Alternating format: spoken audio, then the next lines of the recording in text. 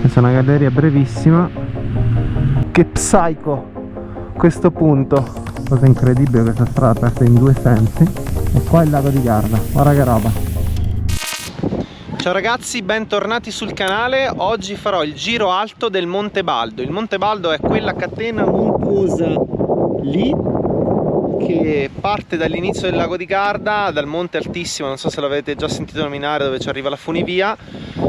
Parte dal monte altissimo e arriva giù fino in fondo a Caprino Veronese, seguendo praticamente la sponda del lago di Garda. Si può fare il giro del lago di Garda sia stando sulla costa sia stando alti sopra la catena montuosa. È un giro bellissimo. Oggi vi propongo un'alternativa che comprende due stradine sterrate. Sono sterrate molto semplici, fattibili diciamo dal 99% delle moto. Adesso se avete proprio una Panigale forse non è il massimo, però si può fare anche con una stradale, insomma. Comunque lo vedrete, sono dei panorami da paura, perché queste due deviazioni ci portano a vedere degli scorci che normalmente non si vedono quando passiamo su asfalto. Passeremo su alcune linee della Grande Guerra, su alcune postazioni costruite dalla prima armata del Regio Esercito Italiano ancora all'epoca, quindi sarà una parte molto interessante. Come sempre trovate il file GPX nella descrizione del video e adesso partiamo e iniziamo a vedere dove vi porto. Ok ragazzi, si inizia la salita. Sono appena uscito dal paesino di Mori e adesso sto dirigendomi verso l'altopiano di Brentonico. Adesso c'è questa parte che è bella divertente, l'asfalto è tenuto benissimo perché è passato da qua anche il Giro d'Italia, e andremo su da Polsa e da lì c'è quella variante che vi dicevo, un po' sterratina con i paesaggi fantastici, quindi seguitemi perché è veramente una figata. Tra l'altro ovviamente come tutte le strade in quota in queste zone sono state costruite proprio dall'esercito, quindi c'è anche la variante, la parte storica diciamo interessante nel fare queste strade. Non so se si vede dal video, magari se vi zoom un attimo magari lo vedete, quella campana laggiù è la campana dei caduti, cioè quando è finita la prima guerra ovviamente c'erano un sacco di cimiteri improvvisati sparsi per tutto il territorio. Negli anni successivi sono andati a recuperare tutti questi corpi e li hanno messi lì dentro nell'ossario. Adesso non so quante migliaia di caduti ci sono, però un numero abbastanza impressionante. Bello da vedere a Rovereto, se ci passate secondo me il top è vedere il museo della guerra, perché sono tutte le armi, le divise, è veramente fantastico, ve lo consiglio. Qua questo posto con i colori dell'autunno è veramente fotonico. Ecco, ora invece che continuare la salita come normalmente si fa, io vado a Polsa che è a 10 km da qui. La strada di solito è molto meno trafficata che questa qua nei giorni di festa naturalmente, perché la gente non conosce questa stradina dove vi porto io adesso e quindi pensa che a Polsa la strada finisca, e invece no, manca poco a Polsa. Guardate qua i colori dell'autunno, che figata. Quello lassù è l'altissimo con rifugio Damiano Chiesa, e non so se da qua si vede il rifugio, forse quel puntino sopra appena. Comunque dopo ci passiamo sotto perché arriviamo al rifugio sotto che è il Graziani, il rifugio Graziani, da cui di solito si parte per le passeggiate domenicali. E invece laggiù il Brenta, stradina bellissima, fino adesso ho incontrato zero macchine. Vabbè che siamo dentro la settimana, però qua vedete tutta la Val di Gresta e l'altopiano di Brentonico. Condizioni dell'asfalto 10 su 10, quasi da pista. Non che dovete venire qua a fare le corse, ma l'asfalto è veramente tenuto come una pista. Sono tutte le case fantasma perché Polsa è una località turistica invernale, anche se neve ne fa veramente poco ormai, e queste sono tutte case invernali. E questa è l'inizio della stradina sterrata, praticamente è di solito chiusa al traffico fino alle 4, quindi dopo le 4 si può circolare tranquillamente fino alle 8 per adesso, almeno da quello che so. Comunque come vedete lo sterrato è veramente tranquillo, nel senso non ha problemi particolari ed è carino perché comunque fai un pezzettino di bosco, sempre andando piano perché ovviamente il percorso è condiviso anche da bici e altri mezzi. Guarda che spettacolo di colori qua, bellissimo.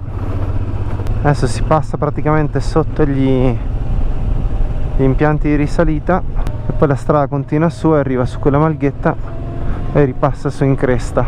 Un salutino alle mucche.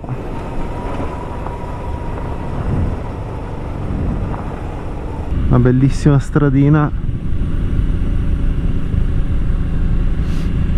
Adesso arriviamo, continuando questa strada, al Corno della Paura, che era una postazione appunto dell'esercito italiano costruita lì perché proprio controllava la valle dell'Adige.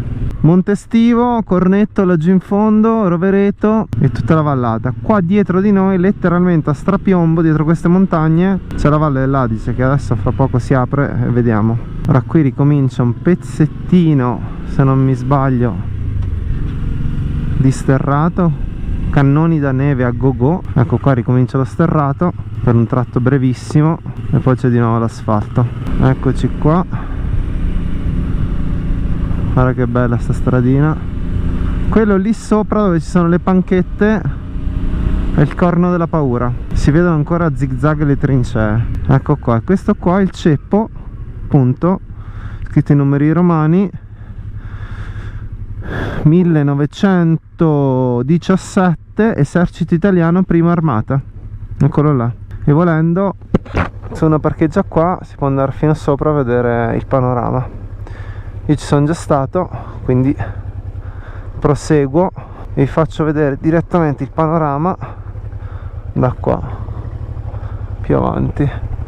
Adesso qui dietro, dove vedete quella linea degli alberi, vedrai che strapiombo che si apre. Ecco qua vediamo tutta la catena del Baldo praticamente, e adesso noi ci ricolleghiamo una strada che gli passa le pendici. Comunque dietro questa catena c'è il lago di Garda e qua in maniera pazzesca c'è l'Adige, quello laggiù è l'Adige e questa qua è tutta la valle dell'Adige a fianco.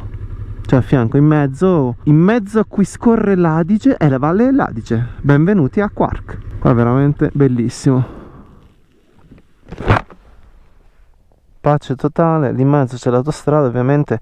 L'Adige che vedete, piccola curiosità storica, chiaramente non è il corso naturale dell'Adige. L'Adige è stato un po', come dire, tra virgolette, raddrizzato per permettere il passaggio dell'autostrada e della ferrovia, perché l'Adige all'inizio, come tutti i fiumi, seguiva un po' lo sviluppo che, non so se avete presente il Rio dell'Amazzoni, come fa tutte quelle tutti quei meandri, che è quello lo sviluppo normale di un fiume, e fondamentalmente tutta la valle, ma parlo di secoli addietro, era occupata dal letto del fiume. Poi chiaramente il fiume è stato ristretto, tutte quelle che faceva sono state tagliate, il fiume è stato addrizzato, altrimenti sarebbero volute decine di ponti per attraversarlo e i paesi non sarebbero nati né a destra né a sinistra, nemmeno la strada. Quindi tutta la valle dell'Adige è un paesaggio molto molto antropizzato. Però immaginatevi quando qua in mezzo c'era un ghiacciaio e iniziò lo scioglimento, queste enormi cascate che si riversavano da questi altopiani dentro la valle dell'Adige. Tutta quella pianura là sopra invece è l'altopiano dei Monti Lessini, bellissimo. E vi lascio sopra il link al video, c'è una bellissima strada statale sterrata, anche quella da fare, che è la Translessinia, e per arrivare sui Lessini dalla valle dell'Adige c'è la famosa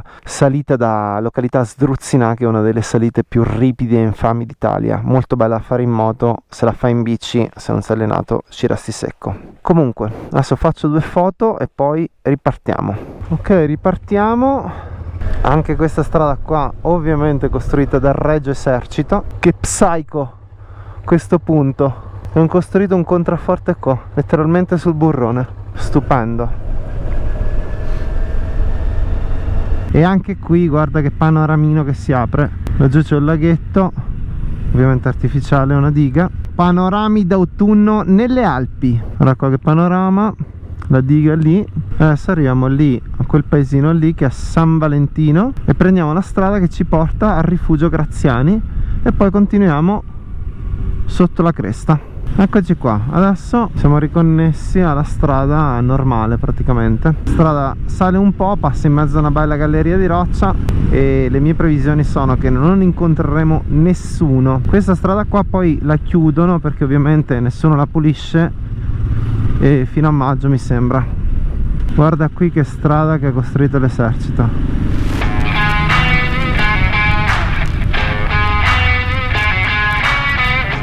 C'è una galleria brevissima. Immagina far sta strada comunque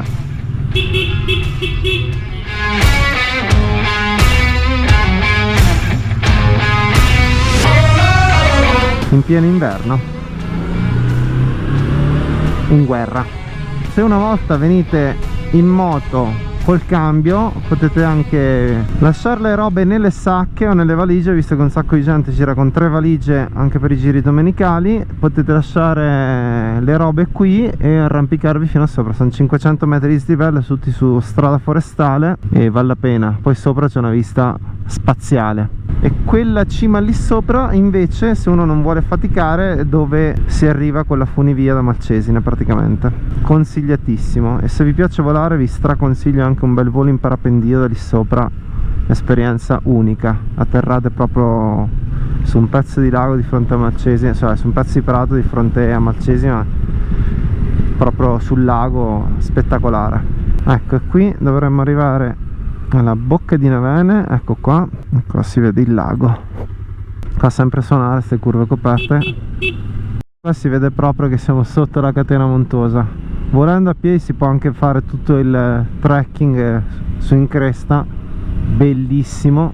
Io ne ho fatto solo dei pezzetti. Guarda questa strada come si butta in mezzo al bosco.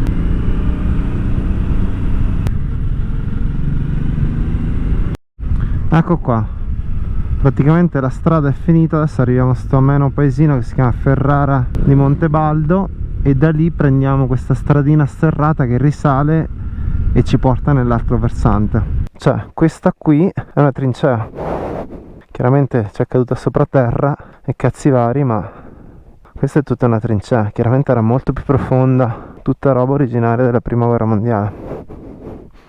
Era qua le bocche di fuoco da una parte e dall'altra, e continuava anche lì in mezzo, chissà quanta roba c'è. Tenevano d'occhio la strada, ovviamente qua la strada era chiusa. Questa è tutta roba italiana, è qua ancora dopo più di 100 anni. Che dire, siamo proprio fortunati a essere nati in un'epoca in cui la guerra non l'abbiamo conosciuta. E qua in mezzo alla natura, in mezzo alla pace, trovi un cimitero di guerra. Questo è italiano, ti fa subito capire come questi luoghi idilliaci comunque siano stati attraversati anche questi dalla guerra. Allora, da qui si gira a destra. Vediamo come procede. Buca, cratera enorme. Bisogna stare attento che non ci sono veramente le buche, sono dei crateri qua. Qua peccato che c'è una foschia della Madonna, perché se no sotto si vedrebbe un pezzo di lago. Ok, niente, sono rimasto fregato perché qua c'è divieto di transito a mezzi motorizzati. Come solito qualsiasi strada sterrata è chiusa, quindi niente, devo tornare giù e fare la parte bassa. Beh, comunque qua vale la pena venire se volete fare uno spuntino proprio sotto la catena del Baldo. Eccomi ragazzi, allora ho fatto quindi il giro un po' lungo e non ho potuto fare quel pezzettino lì sterrato. L'avevo fatto in mountain bike, è molto bello, non mi ricordavo che fosse vietato. Adesso sono a Prada e seguo la strada alta del Monte Baldo e risbuco giù ad Assenza, che è sul lago. Piccola considerazione sulle strade sterrate: in Trentino, ma vedo anche in Veneto, sono tutte chiuse alle moto, che è un peccato. Lo capisco da un punto di vista, perché chiaramente avere gente che scorrazza senza rispetto su queste strade non fa piacere, ed è meglio averne mountain bike. Però qui è proprio tutto completamente bannato. Non so da cosa è dovuta questa scelta politica, perché tipo in Umbria e in Toscana la cosa è diversa. È vero anche che loro hanno molte più strade sterrate, la rete di strade sterrate in Toscana e in Umbria è mostruosa. Qui tutte le piccole stradine che prima erano sterrate è stato tutto asfaltato, in Trentino e anche qua in Veneto, comunque nella parte nord del Veneto. Quindi quel poco che è rimasto di sterrato, le forestali sono tutte vietate. Infatti fondamentalmente se vuoi fare un po' di enduro di fuoristrada devi andare in centro Italia, e tutti gli eventi sono lì, ci sarà un perché. Allora, non mi ero reso conto che la discesa da Prada ad Assenza è la celeberrima salita di Punta Veleno, in questo caso discesa, che avevo fatto in un altro video di cui trovate il link qui sopra, che è una salita spaccagambe. In discesa è vietatissima agli scooter perché non hanno il freno a motore, alle macchine automatiche, ai camper e ai trucks, ovviamente. In 10 km mi sembra perdi 1000 metri di dislivello. Ecco questo qua, guarda che roba. Sotto la roccia e qua giù mi sembra che ci sia anche una caverna. Cosa incredibile, questa strada aperta in due sensi.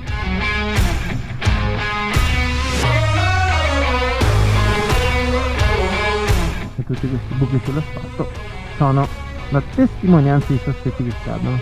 Primo tornante e si scende giù. Via. Adesso io lo so che la GoPro appiattisce le pendenze, però da qua si dovrebbe abbastanza capire che cacchio di pendenza c'è. Ora là sotto c'è Marcesine e qua il lago di Garda, guarda che roba, come sale brutalmente. Qua c'è un spettacolo di visuale pazzesco.